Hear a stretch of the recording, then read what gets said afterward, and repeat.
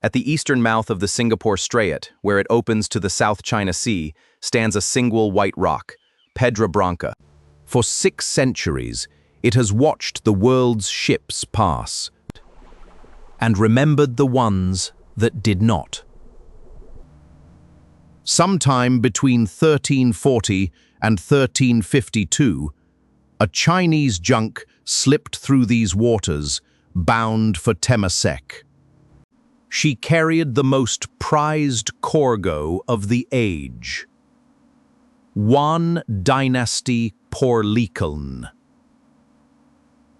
fired in the kilns of Jingzhijian. 3.5 tuns of porcelain, packed in straw, sealed in Moodus crates. Trade goods for the port city at the edge of the known world.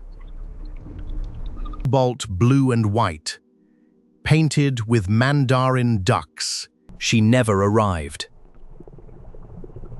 An intact blue and white plate, undisturbed for 6 centuries. The sea, it turned out, had been keeping it for us. 4.5 centuries on, a different ship met the same rock. The SHAH MUNCHER was a country trader, Bombay-built, teak-hulled, sailing under license to the East Indian Company. She left Whampoa in December 1795 with the heaviest cargo she had ever carried, 5,083 tuns of sugar, 483 of zinc, with camphor, silk, cassia, and 20 tons of porcelain stoned underneath. The vessel was heavy in the water, her draught deep against the coming seas.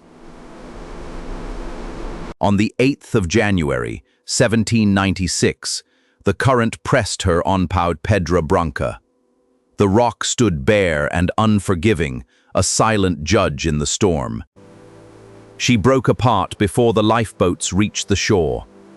In the cold pre-dawn light, the survivors pulled away from the flames, leaving the SHAH MUNCHER to the sea.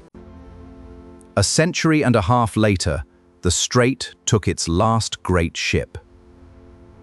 The ocean liner, Clyde-built, 3-funneled, 16,900 and few tons, once the grey ground of the Pacific, now painted war-tire grey.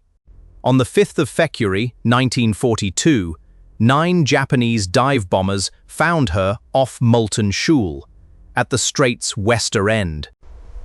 She burned for an afternoon and settled in shallow water.